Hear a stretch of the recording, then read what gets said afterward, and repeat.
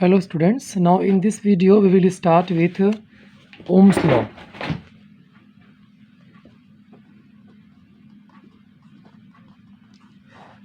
The topic electric potential and potential difference has already been discussed with all of you. So now we are going to start with the next topic, which is Ohm's law. It is very important topic. As discussed in the last class, that we know that the flow of charged particles will be there if there is a difference of potential between two ends of a conductor, and if there is no difference of potential, then there will be no flow of charge from one point to the other point. So we know that if there is no difference of potential, so there will be no difference of charge from one point to the other point. So depending upon that, we have one law which is known as what? Ohm's law. If the difference of the potential between two terminals will be more, then the flow of electrons will be more, and it will result in more flow of more amount of current. If the difference of electron potential is less, then there will be less amount of flow of electrons between two end of a conductor, which will result in a less amount of current. So what we can conclude from here, that current is directly proportional to the potential difference. Current is directly proportional to the difference of potential. If more is the difference of potential, then there will be more amount of current flowing through the conductor. Okay, now we know that to remove this sign of proportion, we need to give a constant term. Here the constant term is what? Capital R. And capital R stands for what? Capital R is a constant which is known as resistance. So from here we can find the formula for the resistance, which is given by R equals to V by I. That is, the formula for the resistance is the ratio of potential difference to the amount of flow of current. After getting this from Ohm's law, what we can do, we can find the unit of resistance. If we need to in order to find the unit of resistance, we need to write the unit of potential. We know that the unit of potential is volt, and the unit of current, which is what? Ampere. So it is known as so it is volt per ampere, which is written as Ohm. Ohm was the name of the scientist who first gave the basic idea of the resistance. So the resistance unit is written as Ohm. This is the sign of Ohm. After getting this, we need to find the 1 ohm resistance value. The question is, define 1 ohm resistance. Now how to define 1 ohm resistance? To do that, we have done many things. We have done it for other physical quantity also, that how to define one of anything. When we need to define one of anything, what we do first, we write the formula. Here we are defining one of what? Here we are defining 1 ohm resistance. So we need to write the formula of the resistance first. We know the formula of the resistance is R, which is equals to V by I. Now we are defining 1 ohm resistance. So leaving resistance, make everything 1 with the unit. So that the place of V, that is potential, we will write 1 volt. At the place of I, that is current, we will write 1 ampere. So 1 by 1 will be 1 only, and it will be what? Volt per ampere. Now we know that volt per ampere is also known as ohm. So it will be also written as 1 ohm. After doing this mathematical part, we need to write in the theoretical part also. Now how to write in the theoretical portion? That if a current of 1 ampere is passing through a potential difference of 1 volt, then the resistance is said to be of 1 ohm. I repeat myself, how to write in the in words, that if a current of 1 ampere is flowing through a potential difference of 1 volt, then the resistance is said to be of 1 ohm. I am repeating from the beginning whatever we did now. The first thing that we did is Ohm's law. We know that if there is the difference of potential will be more, then the flow of electron will be more, which will result in more amount of current. So we know that the amount of current is directly proportional to the difference of potential. If the potential difference will be more, the current will be more. Now to remove the sign of proportion, we need to give a constant term. Here the constant term is what? Capital R. Capital R is a constant term which is also known as resistance. After that, what we did, we found the unit of the resistance, and it was equals to volt by ampere according to the formula. Volt by ampere is also known as ohm. So ohm is the unit of resistance. After doing that, we need to find the value, we need to define 1 ohm resistance. Now to define one of anything, we need to write the formula. So here we are defining resistance. We are writing the formula of the resistance, which is equals to V by I. Now to define 1 ohm resistance, leaving resistance, we need to make everything 1. So at the place of potential, we will write 1 volt. At the place of current, we will write 1 ampere. So it will be 1 volt per ampere, and we know that volt per ampere is also known as ohm. So it will be what? 1 ohm resistance.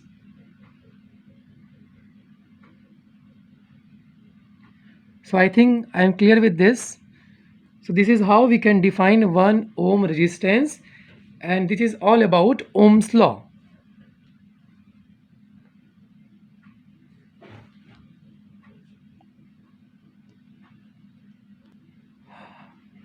Now the next topic is a VI graph of Ohm's law. VI graph of Ohm's law.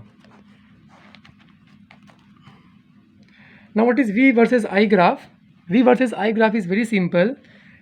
We will take current towards x-axis and potential towards y-axis, and the graph that will be obtained should be a straight line passing through the origin.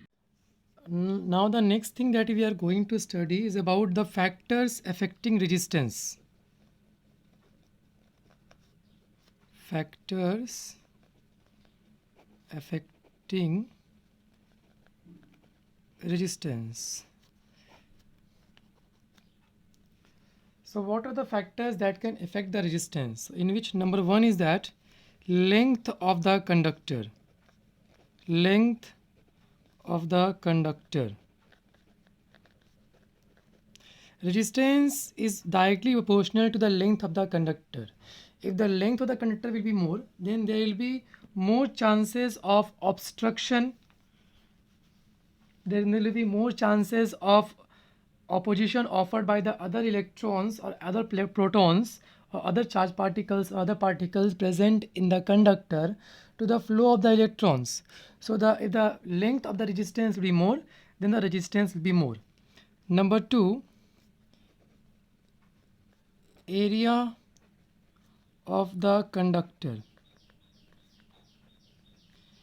The resistance of a conductor is directly inversely proportional to the area. If the area will be more, resistance will be less, and if the area will be less, the resistance will be more. Why? Because if the area is becoming more, then there will be more gaps, and there will be less chances of obstruction, and there will be less chances of resistance offered by the conductor. So if we write in the combined form, what we are getting here, if we write in the combined form, we are getting R proportional to L by A. Okay, in which we can clearly simply see that R is being directly proportional to L and inversely proportional to A, that is area. So if we remove this proportion sign, again we need to give a constant term, and the constant term here is rho. Rho is a constant which is known as resistivity. Rho is a constant term which is known as what? Resistivity. And the formula of rho is what? R A by L. In the formula of resistivity, you can see that area and length is there, but it never depends on area and length. It depends only on the nature of the material from which the conductor is made up of, and the temperature of the conductor. Okay, if the temperature will be more, the resistivity will be more. Similarly, resistance of a conductor also depends on the temperature. If the temperature will be more, then the particles will be having more speeds, more energy, then there will be more chances of resistance. So resistance is directly proportional to temperature also. If the resistance is more, if the temperature is more, there will be more resistance. If the temperature is less, there will be less resistance. Simply, resistivity is also being directly proportional to the temperature. If the temperature will be more, there will be more resistivity. If the temperature will be less, there will be less resistivity. Okay. One more thing you can write here, the resistivity of alloys is generally higher than that of constituent metals. So if you want to have something of a more resistivity, you must use alloy in place of the simple metals. Now we will solve some numerical based on these topics. Whatever I am doing, this is the numerical from NCERT example. You can see example number 12.3. The question is how much current, so to find the current is a question, will an electric bulb draw from a 220 volt source if the resistance of the bulb filament is given by 1200 ohm. So this is the first part. First we need to solve this one only. So we know that I, according to Ohm's law, V equals to IR. Therefore, I will be equals to V by R, which is equals to 220 by 1200. And the answer will be 0.18 ampere. I repeat myself. The question is how much current will an electric bulb draw from a 220 volt source if the resistance of the bulb filament is 1200 ohm. So this is part A. To find the current, we know that V and R is given. So we'll use here Ohm's law. V equals to given IR. So I will be equals to V by R. It will be 220 by 1200, which will give us 0.18 ampere. Now part B of this question.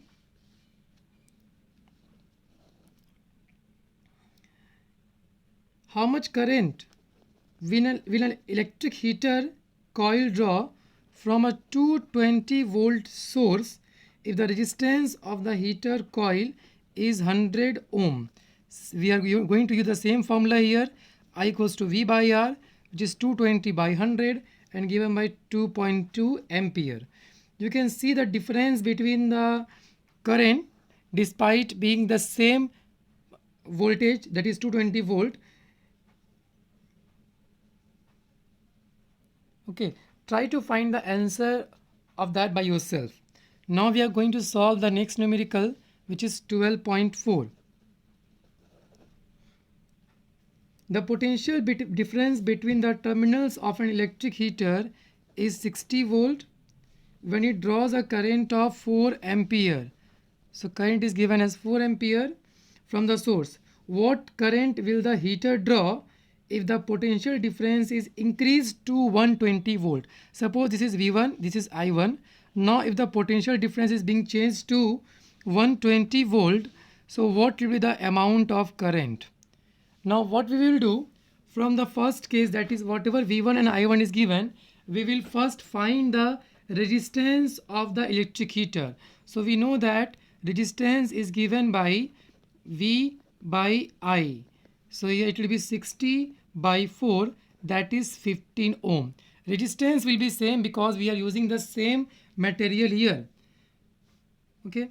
Now we will find that if the potential difference is being increased to 120 volt, then what will be the amount of current? And we got to find this, we need the resistance that we already got from here, which is 15 ohm. Now we know that V2 is given as 120 volt, current we need to find, and resistance is given as 15 ohm. Therefore, current is equals to V2 by R, that is 120 by 15 given as 8 ampere. So the current will now become 8 ampere. So you can see that when we increased the voltage by double amount, that is from 60 volt to 120 volt, the current also increased by double amount, that is from 4 ampere to 8 ampere. Now we will solve the next numerical 12.5. resistance of a metal wire of length 1 meter.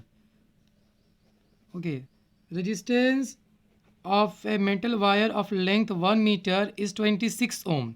Length is given as 1 meter and temperature is given as 20 degrees Celsius. But I don't think that the temperature will be required here. If the diameter of the wire is 0.33 millimeter, diameter of the wire is given as 0.3 millimeter, 0.3 millimeter diameter, which is also known as double of radius. So what we will do, we will find the radius from here, which will be 0.3 divided by 2, that is 0.15 millimeter. And after finding this, we will convert this millimeter into meter by multiplying it with 10 to the power minus 3. Okay. Now they are asking, if the resistance is given 26 ohm, length is given 1 meter, radius is given this much, then what will be the resistivity? Resistivity is a question mark. So we know that the formula to find the resistivity is R into A by L. So here we have R, we have L, but we don't have A. So to find that, here we know that to find the resistivity we need R into A by L. R we have, L we have, but we don't have A. So what we are doing, we are trying to find the area. So area is given by pi R square, which is equals to pi into radius we already got here, 0.15 to 10 to the power minus 3 square. Now if we will put all the values in this equation, and rho will be equals to, at the place of resistance we will write 26, at the place of area we will write pi into 0.15 to the power minus 3 square, and at the place of L we will write 1. After solving all this, we will get the result as 1.84 into 10 to the power minus 6 ohm meter. You solve this question by yourself, and if you are having doubt, if you are having problem, you can contact me in my personal WhatsApp. So what was the very important thing here? The temperature did not play any role here, because that there was no change in the temperature. There was no change in the temperature. Now the next numerical is 12.6. A wire of given material having length L. So length is given as small l, area is given as capital A, has a resistance of 4 ohm. What would be the resistance? So R2 is a question mark.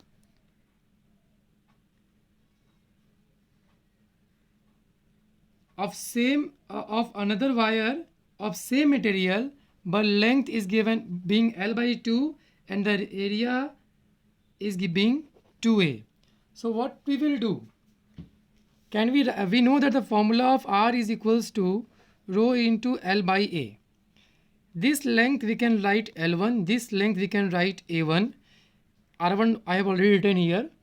This length we can write L2, and this area we can write A2. So L1 is small l, L2 is L by 2, A1 is A, A2 is 2A, R1 is 4 ohm, R2 we need to find. So what I will do first, I will write the equation for R1. R1 will be equals to rho into L1 by A1. R2 will be equals to rho L2 by A2. Here rho is not changing because it does not depend on the length and area, it depends on the material, and we are using the wire of same material, so rho will be same. Now what we will do, this is equation 1 and this is equation 2. Divide equation 2 by 1. So it will be R2 by R1. R2 by R1 can we write like this, that rho L2 by A2 rho L1 by A1. So here it will be rho will be cancelled, R2 will be R2, R1 will be R1. This side will be L2 by A2 into A1 by L1. Now we'll put the values of everything at the place of R2 that we need to find. R2 will be equals to R1 into L2 by A2 into A1 by L1. R1 is given as 4 ohms, so we'll write here 4. L2 is L by 2, A2 is 2A, A1 is A, L1 is L. So this will be 4 into L by 4A, because these two and these two getting multiplied, into A by L. L cancel, A cancel, 4 cancel. So the answer is becoming 1 ohm. Now one more important topic is there, that what is the cause of resistance? What is the cause of resistance? So first that what is resistance? Resistance is the obstruction offered by the material to the flow of the electrons. Resistance is the obstruction or the opposition offered by the particles which is present inside the conductor to the flow of electrons or to the flow of current is called resistance. Now what is the cause of resistance?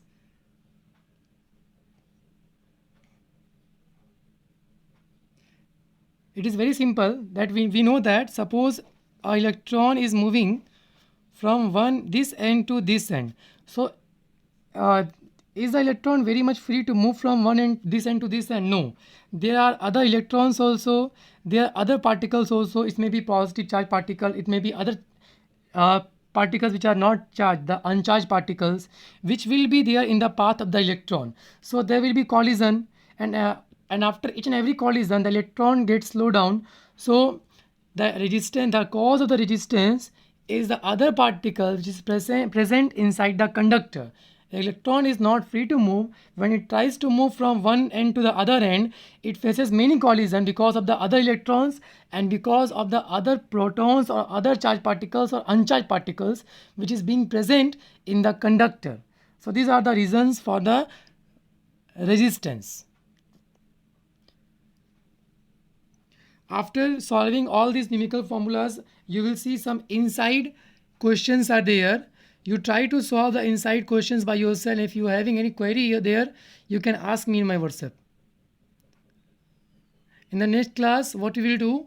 In the next class, we will study about the combination of resistors. The combination will be in series combination and parallel combination. We will see that what is being same and constant in series combination and what is being same and constant in parallel combination, and how to find the equivalent resistance in series combination, how to find the equivalent resistance in parallel combination. This we are going to study in the next class.